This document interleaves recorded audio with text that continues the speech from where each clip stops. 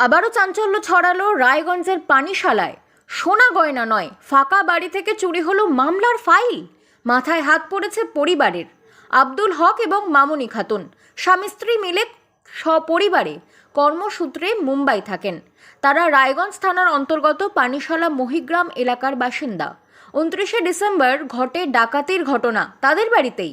ফাঁকা বাড়ি বুঝে পাঁচিল টপকে ঘরের তালা ভেঙে চুরি করা হয়েছে জল তোলার মোটর, হ্যালোজিন এবং প্রয়োজনীয় আসবাবপত্র।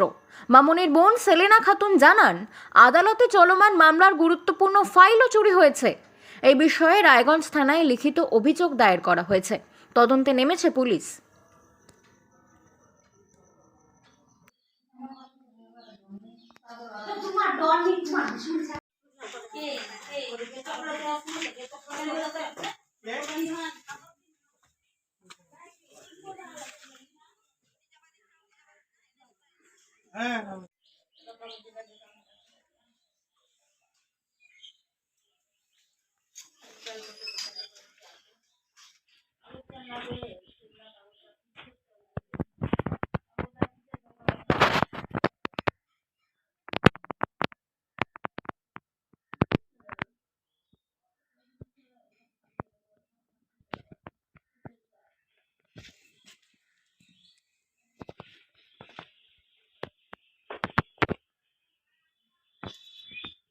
সেলেনা খাতুন। কি হয়েছে?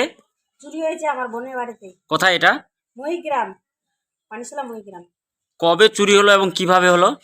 কিভাবে হলো? দিদি বাইরে আছে, কারণ আমার দুলাভাই ওখানে ঠিকাদারি করে, তো দিদি একাই থাকতে পারে না, ভয় ভয় লাগে, তার জন্য আমার দুলাভাই নিয়ে চলে গেছে। তো একাই যেহেতু থাকবে, ভয়ে লাগবে না, একটা মহিলা মানুষ। তারপরে আমার দিদি ওখান থেকে ভালোই কিছু টাকা পয়সা জোগাড় করে রাখছিল। বাড়ি যেটা বানিয়েছে, নতুন বাড়ি বানিয়েছে কিন্তু, তো এটাতে একাই থাকলে তো ভয় লাগবে। তারপরে কিছু সামান, আমার দিদি একটা মোটর লাগিয়েছিল, ওইটা মোটর চুরি হয়েছে, একটা হ্যালোজেন আর শোরকেসের মধ্যে কিছু ওর গয়নাগাটিও ছিল। বা